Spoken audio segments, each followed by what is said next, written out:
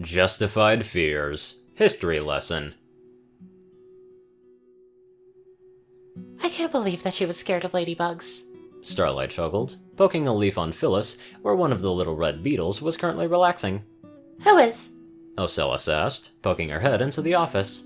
I can't say. Starlight sat up straight with a sheepish grin. Professional confidentiality, just a very specific phobia. So, Ocellus, did you need anything?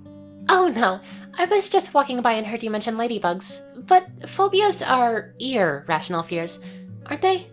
Well, yes, ladybugs fit the definition pretty perfectly. They're harmless, even helpful really. The patient just has a hang-up from when they were full, and some pony convinced them that their spots were extra eyes. Ocellus tilted her head to the side. But they are harmless, right? No, they are extra eyes.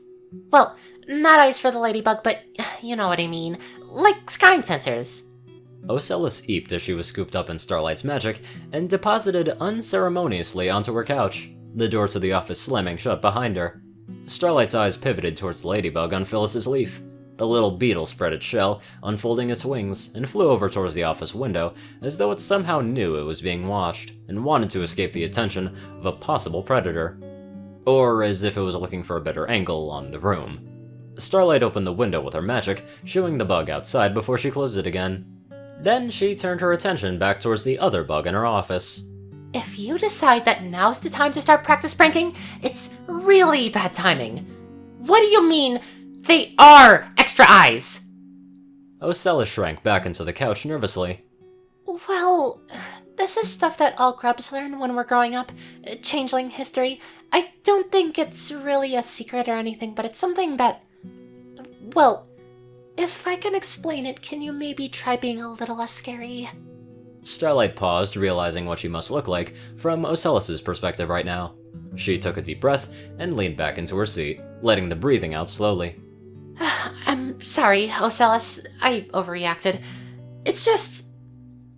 a little awkward to spend my morning telling a patient that they've got no reason to be afraid of ladybugs, and then finding out that their full-hood fears were apparently absolutely right. Well, it's not necessarily something to be afraid of, Ocellus explained, relaxing a little herself. I actually just finished writing a paper about it, or I probably would have forgotten about it myself. See, there used to be other changeling hives and other queens, back before ponies took over Equestria when there was a bit more space to spread out a hive's territory. Most hives favor different types of insects as livestock. Chrysalis preferred moths, but Queen Kakakano used beetles, and Queen Temple used cicadas, like that. So this Queen Kachanel created ladybugs? Starlight guessed. Yeah, each hive bred species of their preferred insects for specific uses.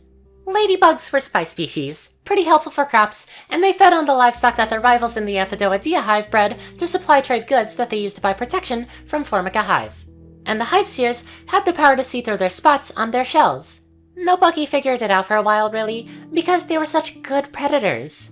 The other hives actually imported them by the millions to prevent Aphidoidea hives from being established to feed supply lines from Formica hive.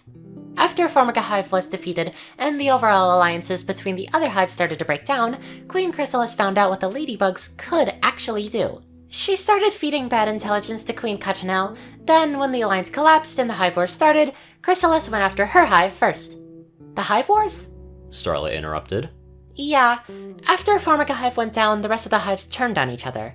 Obviously, Chrysalis came out on top of all of that, and she tried to maintain a changeling empire for a while, but, well, the official line is that she realized our hive was superior, and she abandons the weakest, but we think it's more that she couldn't manage the food supply.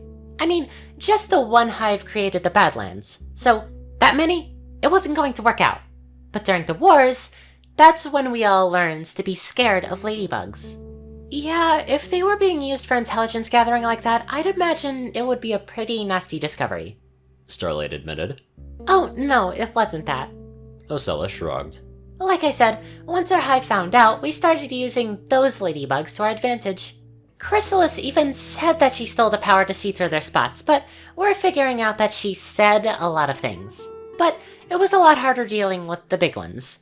The war beetles were big enough to be used in fights, and they treated changelings from other hives like aphids. They were big enough to do it, too, and the ones that couldn't eat a changeling whole would just stab them and suck them dry. The biggest ones even had parts of their shells cut out so that they could be used as mobile siege engines. Imagine a ladybug big enough to mount a ballista and crew on its back. Lucky that Chrysalis didn't keep breeding them after the Hive Wars, or things could have been really bad during the Battle of Canterlot. Yeah, really bad, Starlight murmured. So, you said that you'd written a paper about this? I did. Since Professor Fluttershy has us taking care of the little guys, I thought that I should write a paper on what the changelings know about them for extra credit. So, have you turned the paper into Fluttershy yet? Mm-hmm. I was just coming back from doing it, actually. I didn't turn it into Professor Fluttershy, though. It was more of a history paper, so I gave it to Professor... Starlight's stomach twisted as a deafening, Canterlot voice-enhanced scream of absolute existential terror ripped through the school. Oh boy. She was going to need so much more than a ladybug kite to fix this one. Ladybugs may be the scariest thing on Earth for some people, but that doesn't stop those things from being adorable as heck. Anyway, I'd love to give a very special thank you to my cute donators. Top donator, Dash of Evergreen, Peter Coulthard, Dresdon, Dospo, RuneScythe9852, CourierCruz CI, Delta Omega, Ryanny Dragonwolf, Dwight Cornel, Gagi, Secret Moon, Tallrascha, The Toilet Snake, Soul Dragon, Starlight Glimmer, Squiddy Boy, David D. Sanchez, Trey, Pokey Killer Zach, Dak Britton, Joe Piercy, Alex F., Rainbow Dash, James Dalton, and Teal K. Anderson. Thank you all very much for watching this video, and live life to the fullest.